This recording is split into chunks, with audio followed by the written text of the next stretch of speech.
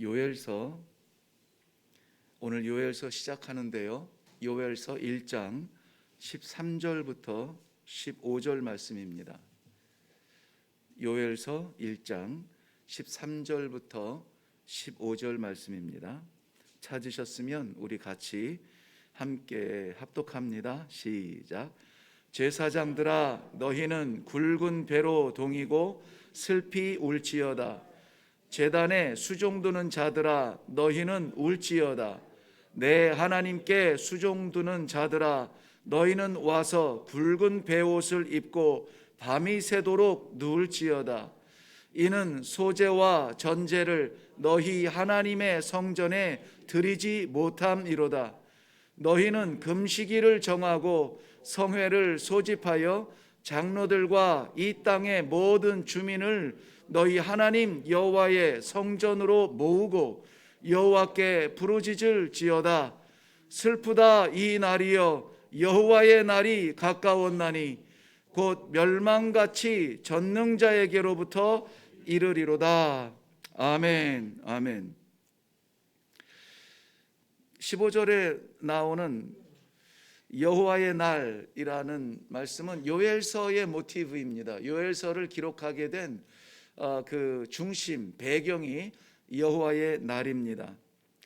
우리에게 여호와의 날은 어떤 날인지 모르겠습니다만은 이스라엘 백성들에게는 여호와의 날이라 이렇게 말할 때에 공통적인 일이 있어요. 그 뭐냐면 우리는 여호와의 날 하면은 재림하실 심판의 날, 그 한 날만 바라보고 있는데요, 사실은 이스라엘 백성들에게 모든 날이 여호와의 날입니다. 욤 예호와, 그래서 오늘 내가 살아가는 것이 아니라 여호와의 날을 살아가고 있다.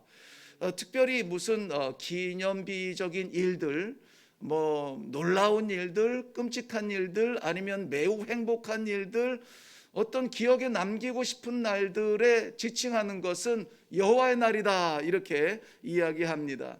날들을 여호와의 날이라 이렇게 이름을 붙이는 것은 나의 날을 빼앗기는 것이 아니라 여호와의 날을 살아가고 있다는 얼마나 이 주체할 수 없는 감격이에요. 물론 거기에는 그 이스라엘 백성들이 하나님의 백성으로서 하나님의 날을 살아가고 있다는 이 감격 속에는 그만한 책임도 따르게 됩니다. 오늘 요엘서를 기록하게 하신 선지자 이름 요엘은 여호와 할 때 여호와, 그것을 요라고 한 글자로 줄였고요, 단축한 말이고요. 우리가 알듯이 엘로힘이라는 말이에요. 그러니까 여호와는 하나님이시다라는 것입니다. 철저하게 사역을 감당하지만은 자신의 일이 아니라 하나님의 말씀을 증거하는 도구로서 본인이 말하는 모든 것, 생각하는 것, 증거하는 것이 하나님께로부터 왔음을 고백하는 이름에 담은 이름입니다. 뭐 이스라엘 백성들 이름 가운데 하나님의 이름을 넣는 것을 굉장히 즐겨합니다. 뭐 여담이지만은 아프리카에서 선교사로 있으면서 현지인들이 저를 불러준 이름이 운핀이었습니다. 감당할 수 없는 이름이죠. 그 뜻은 하나님의 선물이라는 겁니다. 그러니 거기에서 존재하는 저의 삶은 나의 삶이 아니라 하나님의 선물 같은 삶을 살아야만 하는 책임이 있더라고요. 이름 가운데 사람들이 나를 불러줄 때마다 처음에는 너무 신기하고 감격스러운데 시간이 흐를수록 그 이름에는 엄청난 책임을 느끼게 될 수밖에 없습니다. 운핀이, 하나님의 선물. 여호와의 날, 오늘 우리가 사는 날은 우리가 살아갈 날이 아니라 여호와의 날인 것입니다. 그런데 우리가 가지고 있는 그 여호와의 날에 대한 이미지가, 의미가 우리와는 조금 다른 뜻으로 요엘서에는 기록되어져 있습니다. 요엘서에서 여호와의 날이라 하는 그 의미는 아모스서의 여호와의 날과 동일한 의미로, 개념으로 기록되어져 불러주고 있는데요, 아모스서 5장 18절부터 20절 말씀 보면 여호와의 날을 이렇게 표현합니다. 깜깜한 날이라는 거예요. 어둡고 빛이 없는 날이라는 것입니다. 마치 저주 가운데 있는 백성들이 소망을 볼 수 없는 그런 날이 여호와의 날이다 라고 말하고 있습니다. 우리는 분명히 여호와의 날이 구원의 날이지, 소망의 날이지, 우리 바람의 날로 그렇게 보고 있는데요, 정말 그 여호와의 날이 우리의 소망처럼, 우리의 기다림처럼 구원의 날일까요? 왜냐하면 요엘서와 아모스서를 통하여서 이 여호와의 날이 깜깜하고 진노의 날이며 두려운 날이라고 이렇게 선포하는 그 대상이 누구냐? 유다 백성들이에요. 예루살렘을 믿음의 심장으로 두고 살아가는 유다 백성들에게 이 여호와의 날에 대한 의미를 새롭게 말씀해 주고 있는 것입니다. 하나님께서 왜 우리들에게 이 하나님의 말씀 성경 66권을 남겨두셨을까요?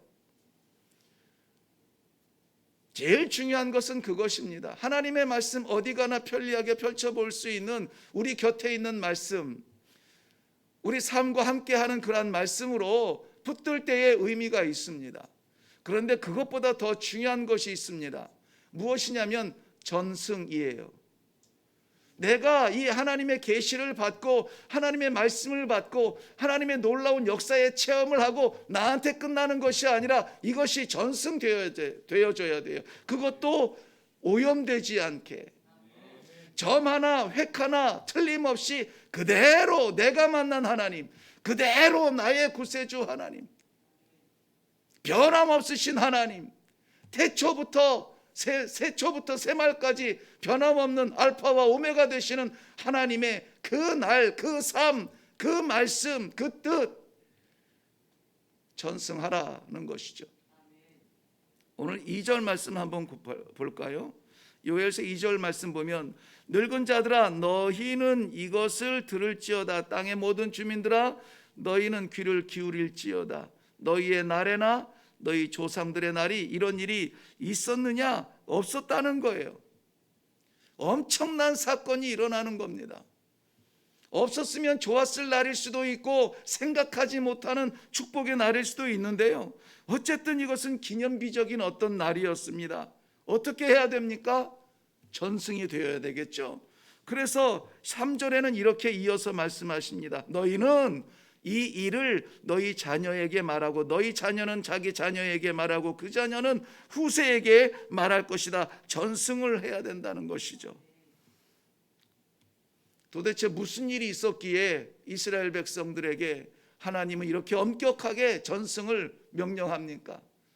너희가 만난 이 일들이 너희가 경험할 너희의 일이 아니라 너희의 자녀에게, 자녀는 자녀에게, 자녀는 후손에게 이 의미를 전승하라는 것이죠. 무슨 일입니까? 다음 절 4절 보면 팥중이가 남긴 것을 메뚜기가 먹고 메뚜기가 남긴 것을 느치가 먹고 느치가 남긴 것을 황충이 먹었도다. 이 곤충들의 정체가 무엇이냐? 이거 이 학술적으로 곤충학적으로 따질 일이 아니고 우리가 느끼는 게 뭐죠?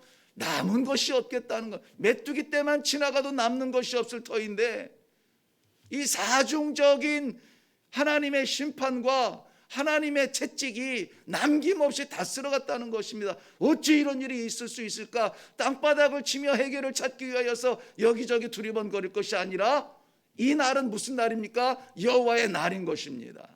여호와의 날이라. 그러므로 여호와의 날은 우리가 사모하고 기다리는 것처럼 구원의 날일 것만은 아닙니다. 누구에겐가는 남김이 없는 그러한 심판의 날일 수도 있다는 것이죠. 그래서 여호와의 날이라, 누가 이 요엘서를 묵상하고 나누어도 이거 여호와의 날이 이 요엘서의 주제입니다. 그러기에는 너무나 두렵습니다. 바로 이러한 상태에서 우리가 여호와의 날을 맞이한다면 우리는 어떻게 되겠습니까?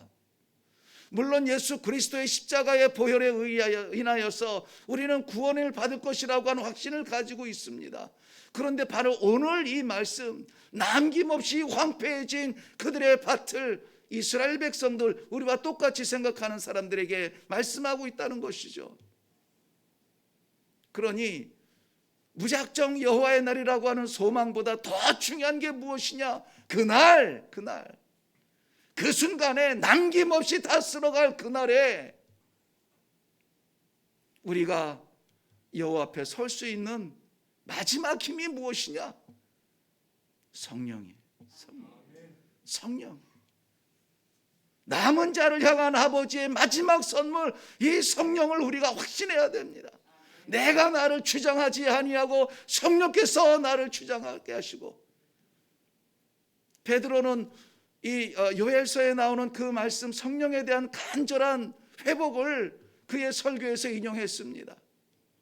젊은이가 꿈을 꾸고 비전을 보며, 늙은이가 꿈을 꾸며 미래를 볼 수 있는 그러한 일들은 어디에서 옵니까? 성령이 아니면 가질 수가 없어요. 사랑하는 성도 여러분, 오늘 이 곤충들이 쓸고 지나간 남김없는 그 자리, 마치 끝장난 것 같은 그 자리를 한번 보세요. 5절부터 12절의 내용인데 다 보지는 못합니다. 읽기조차, 이 아침에 읽기조차 끔찍합니다. 간단하게 말하면 이래요. 먹을 것이 없고 마실 것이 없는데 심지어 생명처럼 여기는 여호와 앞에 드릴 소재와 전제마저 없다, 말랐다는 거예요. 그러니 그럴 때에 어떻게 해야 됩니까? 영원히 살아있다면은 하나님의 이 아픈 채찍을 깨닫고 당장에 우리의 눈가에 흐르는 눈물, 슬퍼하며 울며 밤새도록 뒹굴도록, 베옷을 입고 왜 뒹굽니까? 제사 이 장례에서 슬피 울며 죄를 뒤집어 쓰고 뒹구는 그러한 밤이 새도록 아파하는 그 고통을 우리가 느껴야 되는데요, 이 놀라운 일을 경고로 여기고 여호와의 전에서 회개하며 어떻게 회개하라 합니까? 금식일을 선포하고 백성들을 모으고 하나님 앞에 눈물로 회개하라고요. 오늘 이 1장 마지막 절 보면은 들짐승도, 20절 보면 들짐승도 주를 향하여 헐떡거린다 그랬어요. 물이 마르고 초목이 마르면은 들짐승이라도 헐떡거리는데, 심령이 살아있다라고 하는 우리 성도들이 위기를 만났을 때에 하나님 앞에 달려나가 금식하며 기도하지 아니하고 그 일이 지나가기를 바란다면 성도의 양심이 아니죠.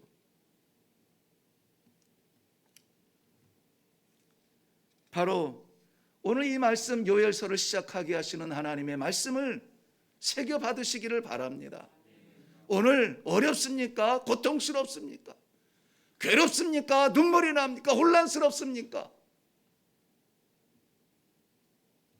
도대체 왜 그러시는지 알지 못하겠습니까? 아니면 계획지도 않았던 놀라운 일을 만나고 애들 말대로 대박이 났습니까? 오늘은 여호와의 날로 기억하시고, 부끄럽거든 회개하시고, 감사하거든 찬송하시고, 그 모든 여호와의 날이 회복되어지는 축복이 있기를 주님의 이름으로 축원합니다. 그럴 때에 비로소 여호와의 날은 소망의 날이 될 것입니다. 어려운 일을 만나지 않을 수 없습니다. 우리의 이웃들이 다 만납니다. 병원에 가보세요. 중환자실에 가보세요. 안 믿는 사람들만 있습니까? 믿는 사람도 있어요. 누구나 다 만나요. 다른 건 뭡니까?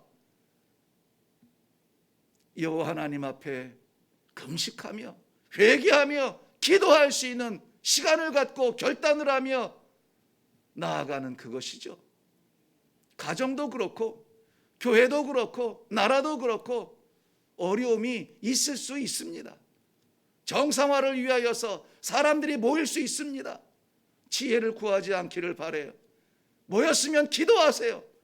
기도가 살 길이고 기도가 여호와의 날을 소망의 날로 바꿀 수 있다는 요엘서의 오늘 이 말씀을 우리 받아서요, 아무쪼록 오늘 우리가 계획하는 일, 계획하는 장소, 염려하는 모든 것들 가운데 여호와의 날이 되게 하여 주옵소서. 여호와여, 주님을 찬송할 수 있는 결론을 허락하여 주옵소서. 매달리고 기도하고 하나님의 바짓가랑이라도 붙잡고 떠나지 아니하실 것을 간절하게 기도하는, 그리고 응답받는, 그리고 감격 속에 찬송할 수 있는 복된 하루가 되시기를 주님의 이름으로 축원합니다. 기도하겠습니다. 살아계신 하나님 아버지, 은혜를 감사합니다. 이 땅의 모든 생명체가 갖는 이 하루를 하나님 성도로 살아갈 수 있는 축복을 주시니 감사합니다. 나의 날이 아니라 여호와의 날로 살아가게 하여 주시되, 심판받고 저주받고 책망받는 날이 아니라 여호와님 앞에 구원받으며 소망의 날로 찬송할 수 있는 주의 백성들의 복된 날이 되게 하여 주시옵소서. 감사드리오며 예수님 이름으로 기도하옵나이다. 아멘. 이 짧은 시간에 나누기에는 너무나 소중한 말씀인데 자꾸 마음이 두려워요. 잘못 전달하는 것이 아닌가 하는 두려움이 있습니다. 그러나 하나님께서 사랑하셔서 작정하시고 부르신 기도의 종들이기 때문에 여러분들 각자의 마음속에 하나님이 주신 말씀이 있으리라고 봅니다. 깨닫게 하신 것이 있으리라고 봅니다. 회개거든 회개하시고, 찬송이거든 찬송하시고, 소망이거든 소망을 보시고, 내 삶을 살았다면 여호와의 날로 살게 하여 주시옵소서. 이 하루가 온전하게 하나님과 동행하는 그러한 삶이 되도록 도와주시옵소서. 많은 것들이 유혹합니다. 많은 것들이 우리를 붙잡습니다. 여기저기서 우리를 불러댑니다. 그러나 우리의 중심은 여호와 앞에서 살아가는, 여호와의 날을 살아가는 주의 백성 되게 하여 주시옵소서. 주의 가정, 주의 교회, 주의 나라 되게 하여 주옵소서. 이 시간에 먼저 간절하게 그렇게 기도하고 나머지 각자의 기도의 제목을 하나님 앞에 꿇고 나아가서 기도하며 나아가겠습니다. 우리 같이 기도하겠습니다.